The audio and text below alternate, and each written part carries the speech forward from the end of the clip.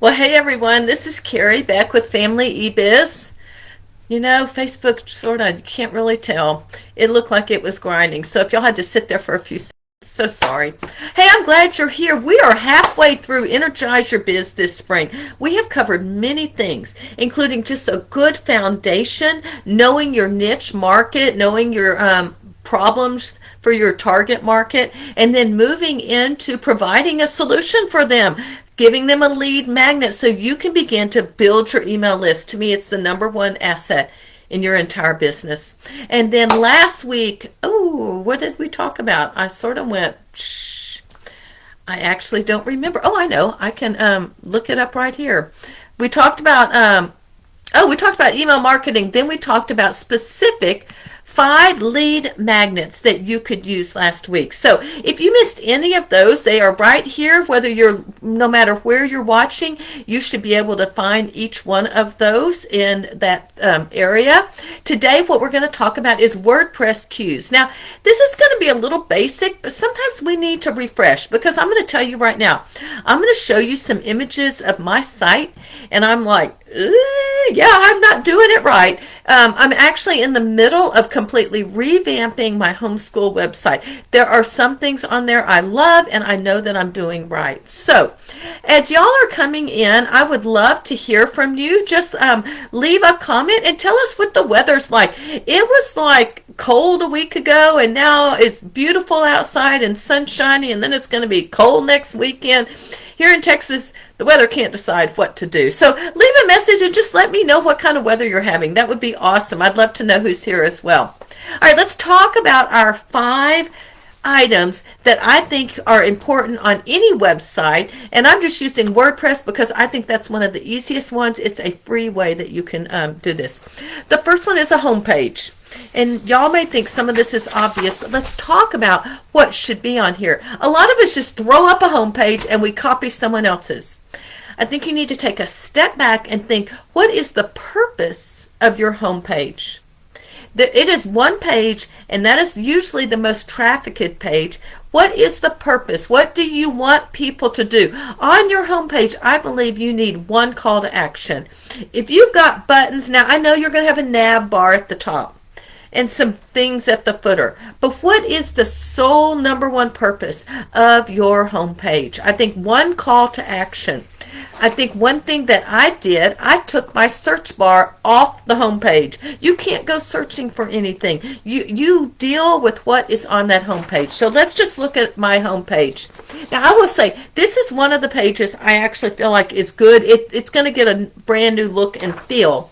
I think I would like to actually make that logo a little bit smaller and move this nav bar up. So that is one thing. But if you notice when you come here, there's a little bit here. There's a video, so you can watch a video if you want to.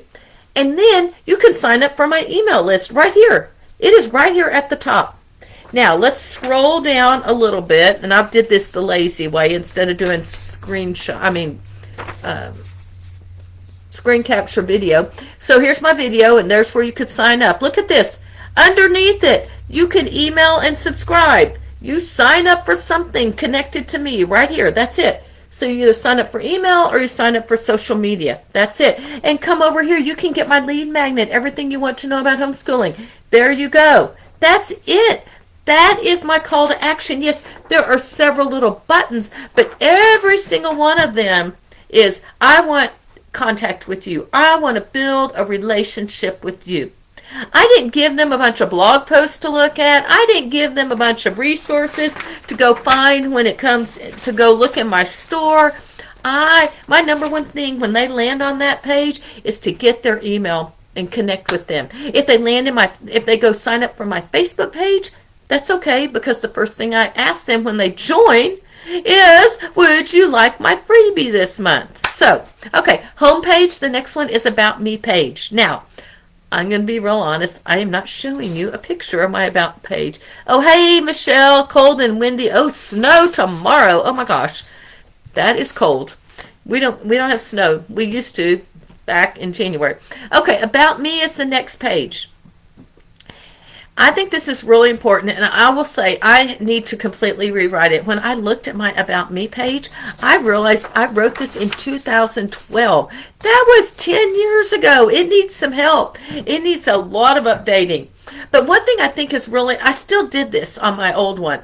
I think it's important that we are personal, that we use our name. You don't know how many pages, About Me pages I go to, and I'm like, who is this person? I see your picture. And you want to hide behind your name of your business.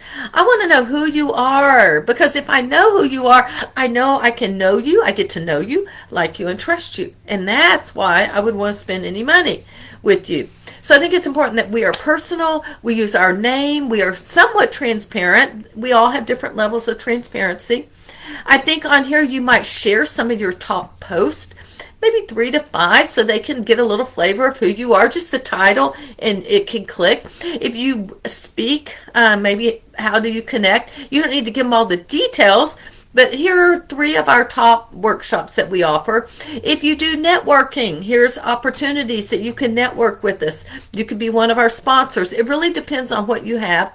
And then maybe 1 or 2 or 3 recommended resources.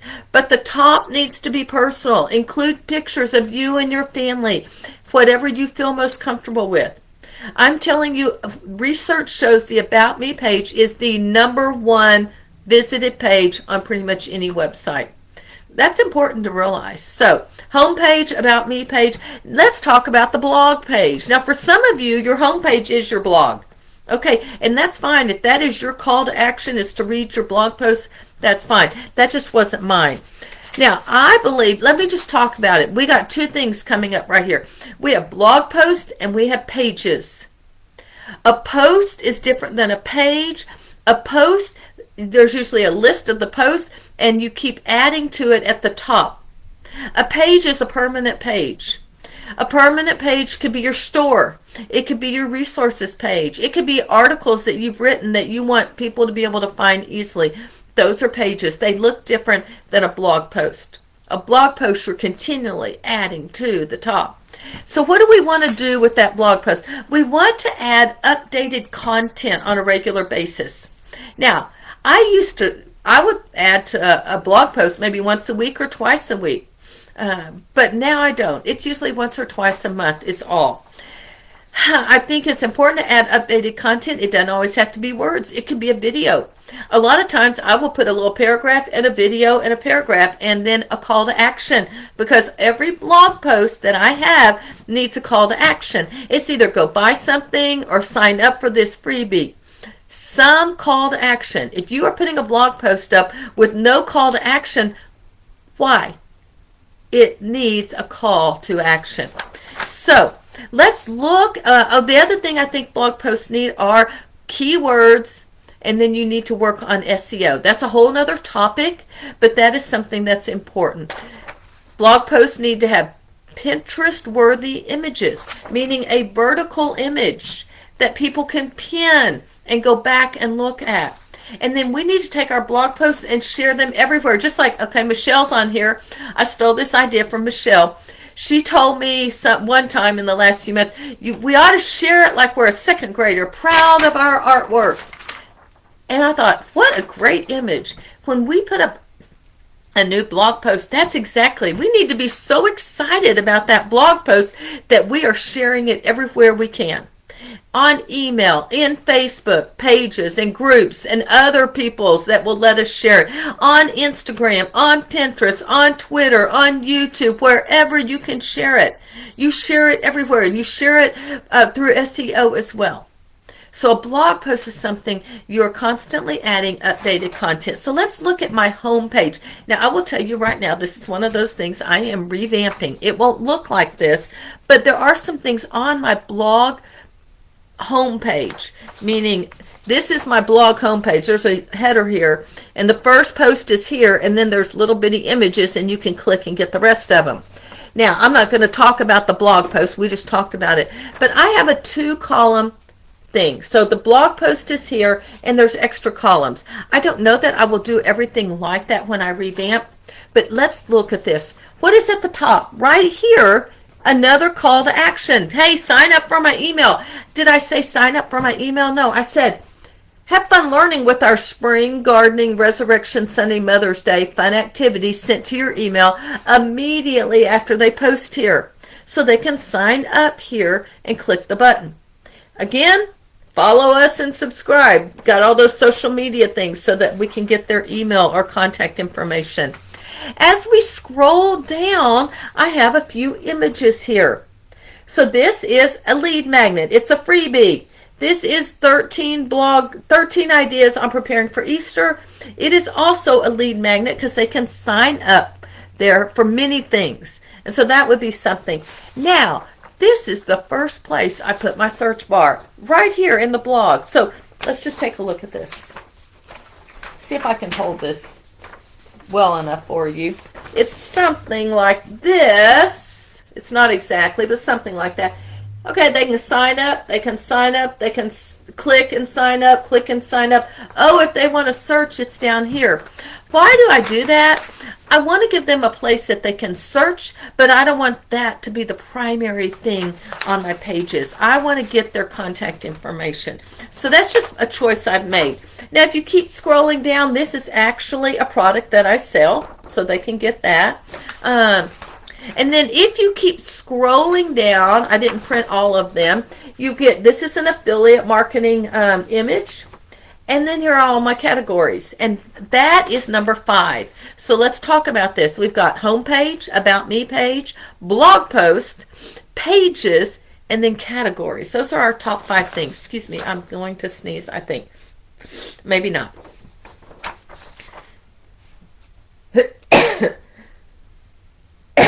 Excuse me. One more. All right. That is way too many categories. Don't do what I did. Sorry. We have bad.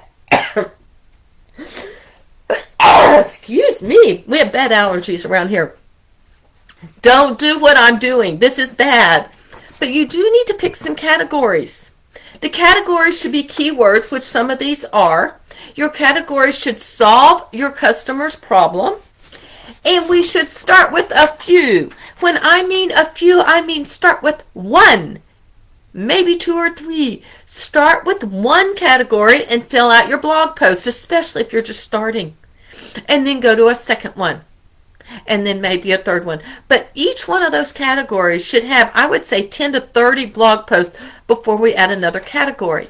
When I revamp this, I expect to have maybe 3 or 4 categories. I don't need all of these: 30 days of thanks, activity guides, Bible journaling. Now, I did stuff with that: giveaways, book lists, brokenness, events. I need things like homeschooling, how to homeschool my child, or I don't even need recipes, even though they're there. Something about moms and parenting, keeping my home. There are things in here that I could use, but I will get rid of all of those categories. Bad idea. I'm just showing you what I did that was not good. Now, back in the day, that was good because all of these were keywords that you could do, and SEO was completely different. So that is what I think is important too. We need to pay attention to our categories, and then I would say encourage you to start studying SEO and see how this connects to this and our title, St. Patrick's writing prompts, and our image here. I'm not giving you the whole image, but those are all keywords, and they would go under probably a teaching writing category, because that is one of my categories. It's all about teaching writing. I have tons of information on that. So there you go. Blog posts need a call to action. Pages need a call to action. Every page or post needs 1 call to action. If you've got like 10 calls to action, what are you doing? You are completely confusing your reader. And a confused mind does not act. A confused mind does not buy. It doesn't do anything. They don't know what to do because there's so many things. Now, I do know that Google wants us to have extra clickable links. So I do include some clickable links. This is a internal clickable link. And then I have external. I think this is it. No, this is an internal one as well. But I have always, with every blog post, one external. Yes, that may take them somewhere, but that always opens. Now, this is a tip. If you're asking questions about WordPress, it opens in a new tab. My links within my blog posts, anything on my website, always opens in a new tab or a new window, however you want to set it up. Because I want that original window to always stay open. I want them to have to go back and actually click to close it. Because they may come back and go, oh yeah, I forgot to sign up for whatever I was signing up for. Okay, so that's a whole lot of information about WordPress or Word website pages. What are my 5 top things that I would include, and I am including as I move forward? Homepage, one call to action. About me page, being personal, transparent, and including a little bit of information about you and your business. Blog post, updated content using SEO, good images, share them everywhere. Pages, these are permanent pages. Maybe articles, maybe how to connect with you, your speaking, your speaking information, your store, all the resources. Those are permanent pages. And then the last one is your categories. And that really ties in with SEO and keywords. And so you need to use those for keywords. That should be solving your customer's problem as well. Now, if y'all have questions, feel free to leave them here. I'd be happy to. I should have mentioned that at the beginning. Even if you're on the replay, leave a question, tag me in it, and I'd be happy to come back. I do want to close with one quick comment. For those of you that didn't get my emails or see them last week, I have opened up our founding members for a brand new course I am creating in Family eBiz. I don't quite have the name, although right before I came on, I had a brainstorm. So I already have some founding members. We are brainstorming the name of this course, and we will have a name next week. But I can tell you, it is all about kickstarting your business, whether that is getting started and kickstarting it from ground zero, or whether that is you are not really making money and you need to take it to the next level and actually make money, or maybe you're making some money but you need to make full time. All of those are important. And if you would like to become one of our founding members, it is a one-time payment. You can join us for half price. On April 26th, I will be launching this brand new course, and it will sell for $97. If you would like to get it for half price at $43.50, you can become one of our founding members. I've already sent out some questions. I want to answer the founding members' questions. I am making sure this course wraps around their needs because they're the ones that are signing up and giving me feedback. But I will also, next week, we will be having a Zoom meeting, very small group, and we will be talking, and they will be giving me some input, and I will be giving them input personally on their actual business as well. So I have just a few more spots left. I'd be happy to share more information. All you need to do is send me a DM here in Facebook, and I can send you some more information, or I can just send you an invoice for $43.50. So at first it was going to be just a getting started, but the more I was hearing back from people, I realized we have people that are getting started and they've got a lot of questions. But we have some people not making much money, or they really need to make money, and they've got questions too. We're sort of going to try to answer everything. Now, I will tell you this. I'm not going to have a video on how to do everything, but I will send you places to actually watch good training videos as well. So it'll be a good resource center. My favorite thing that I am working on is called a flow chart. It will be a flow chart of how I am making money online and what do we do to start and what's most important. Now, I know some of y'all are like, yeah, I don't think that way. We're not going to do that. That's fine. But I'm telling you how I make money, a full-time income, and we will start here, and I will take you down the flow chart and around and what you should be working on first, and then second, and then third, and all the way around. All right, and I've already told you back in week 2 of this, the most important asset you have is your email list. It isn't making a product. Email product is later, and so my flow chart will reflect that as well. So I just want to let you know ahead of time what's coming down the pipes.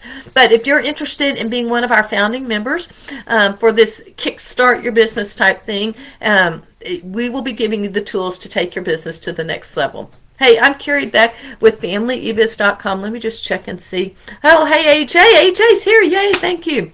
I know I've seen people popping in and out, so appreciate y'all being here. Let me know if you have a question or if you want to join as a founding member. There's still a few more spots, but we will be closing it this week because next week is our live Zoom meeting, and I want to make sure everyone's on it that wants to be there. Y'all have a great day. Talk to y'all later.